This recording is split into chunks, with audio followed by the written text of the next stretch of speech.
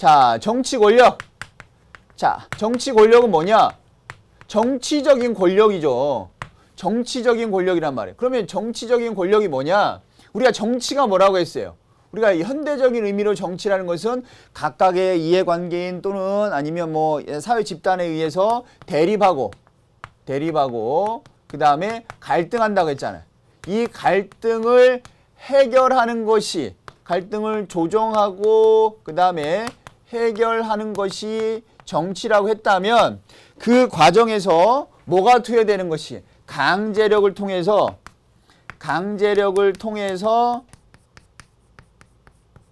조정하고 해결하는 이 힘이 바로 뭐다? 정치 권력이다. 아하, 깜짝 놀라셨네 또 감독님.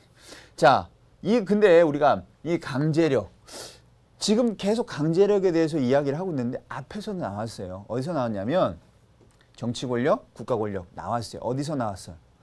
국가 현상설.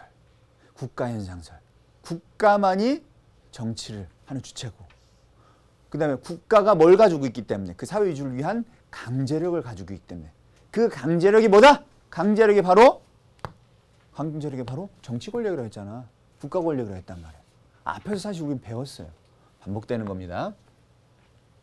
반복을 또 시켜드리는 거고요. 그러면 이 정치 권력의 특징이 있겠죠? 어떠한 모습과 특징을 가지고 있는지 자 봅시다. 특징에는 몇 가지 뭐 다양하게 뭐 이것은 정의할 수 있지만 전반적인 특징, 아주 우리가 정치 권력이 가지고 있는 핵심적인 특징, 뭐 그 외에 사람 붙이면 돼요. 우리가 일단 지배와 복종, 정치 권력은 지배와 복종 관계를 형성한단 말이에요. 근데 이것이 과거 같은 뭐 왕과 신하의 복종 이런 것이 아니고 어떤 그 국가 이렇게 지배와 복종, 뭐 치자와 피치자 이런 관계로 또 해석해도 될 것 같아요. 이건 마치 무슨 뭐 주인과 노예의 관계 이런 것처럼 느낌이 드니까 그것보다는 어떤 국가가 이런 이해관계를 조정하기 위해서 어떤 강제를 행사하면 그것을 인정하는 복종. 그게 바로 이런 지배와 복종, 이런 정치 권력 뭐에 근거해야 되냐? 우리가 국민의 동의와 지지에 근거해야 된단 말이에요. 동의와 지지 또는 뭐 합의에 근거해야 된다. 합의의 근거. 자, 중요한 말이 나오는데 이 정치 권력은 동의나 지지에 근거해야 된다. 왜? 이래야지만이 뭐가 있기 때문에? 정당성이 있기 때문에. 그래서 정당성의 근거는 뭐다? 동의와 지지란 말이에요. 동의와 지지. 그럼 아까 우리가 정당성, 권위, 권력에서도 봤죠? 그러니까 당연히 복종시키기 위해선 정당성이 필요하다. 정당성이 필요하다. 그 정당성을 갖추기 위해선 동의와 지지가 필요하다. 그 동의와 지지를 반드시 뭐는 가지고 있어야 된다? 정치 권력은 가지고 있어야 된다. 그래야지 지배와 복종 관계를 만들 수 있다. 그 다음에 이 정치 권력도 뭐의 일종이다? 공권력의 일종인 거죠. 공권력의 일종이다. 자, 이런 특징을 가지고 있습니다. 가장 중요한 것 나왔어요. 동의와 지지를 바탕으로 한다. 그 다음에 동의와 지지를 바탕으로 한 내용 중요하지만 중요한 말은 바로 정당성입니다. 정당성. 자, 정당성을 갖추기 위해선 동의와 지지 필요한다. 반드시 여러분 정리하시고, 그러면 이 정치 권력의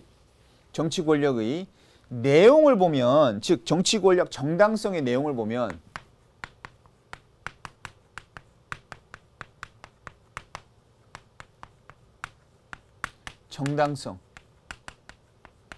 정당성의 내용을 한번 보면 정치 권력의 정당성 뭐라고 했어요? 앞에서 했죠? 뭐라고 했습니까? 동의와 지지라고 했어요. 동의 또는 지지. 이 지지를 바탕으로 한다고 했고, 그러면 그 내용을 보면 뭐가 있냐면 합법성하고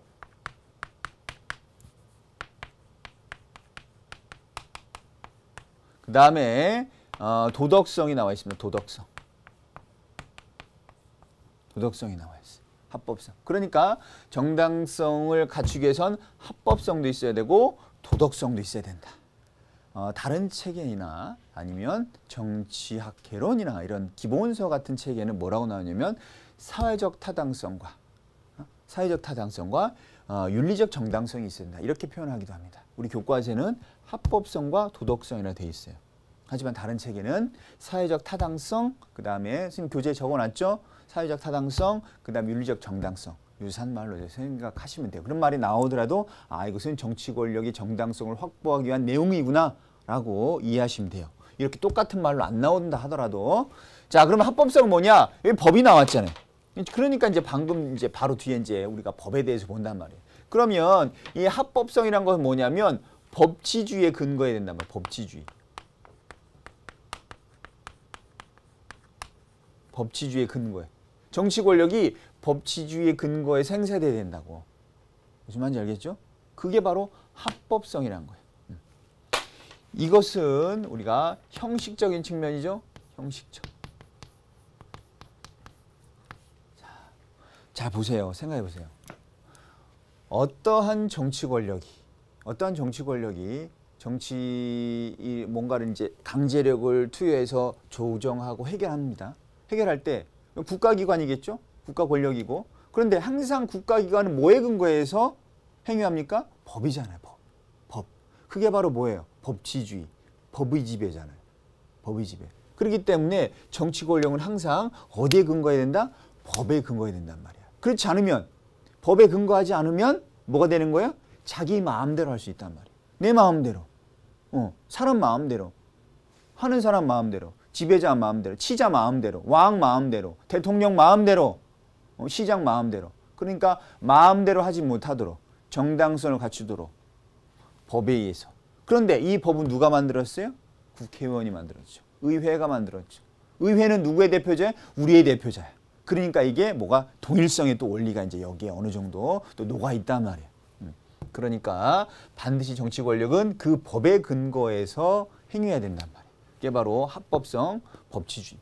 이런 거를 보장하는 대표적인 제도가 바로 뭐 위헌법률 심판제도 같은 것들 있죠. 위헌법률 심판. 거기에 나와 있는 뭐 도편 추방제라든지 탄핵 같은 경우는 어떻게 보면 더 넓은 의미에서 정치 권력의 정당성을 확보하기 위한 제도들이란 말이에요. 이런 합법성에 관한 어떤 그 대표적인 것은 위헌 법률 심판. 왜? 위헌 법률 심판은 뭡니까? 헌법에 위배되는지 한번 보는 거란 말이야. 법률이 헌법에 위배되면 안 돼. 그러니까 정치 권력이 이런 헌법에 위배된 법률에 근거해서 하면 안 된단 말이에요. 그런데 선생님, 그럼 헌법도 법이고 법률은 법률인데 그 헌법이 위배되면 이것이 이제 법치주의하고 또 관련있나요? 아니면 이것이 정당성과 무슨 관련이 있나요? 자, 헌법은 누가 만듭니까? 헌법은 개정 권력이 바로 국민이란 말이에요. 우리가 헌법 개정할 때 국민 투표하죠?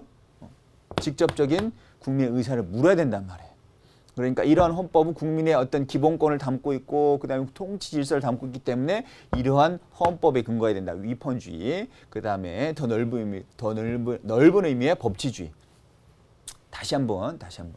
정치 권력의 정당성을 확보하기 위해서 합법성이 있어야 되는데 그 합법성이란 것은 법에 근거한 통치해야 된단 말이에요. 법에 근거한 통치. 자, 그 다음에 이런 형식적인 절차적인 측면으로 보는 거예요.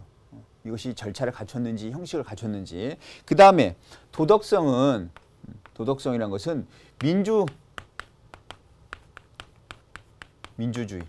민주주의 이념에 부합하는지 또는 가치에 부합하는 정치 권력의 행사인지를 봐야 된단 말이에요. 민주주의 이념에 맞는 건지 아니면 가치에 맞는 건지.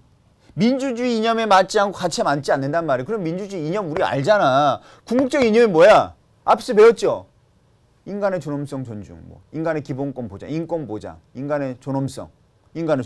그 다음에 실천 이념, 자유와 평등. 이런 것들을 훼손하지 않아야 된단 말이에요.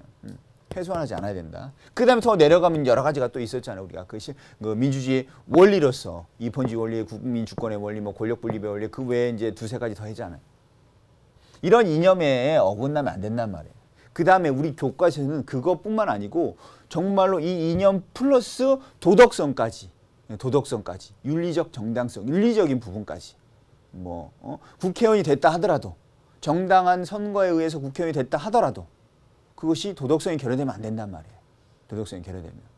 우리가 그 위에 이제 탄핵이라는 말이 있어서 뒤에도 볼 텐데 우리가 그런 부분에 있어서 예전에 한번 이런 일이 있었죠.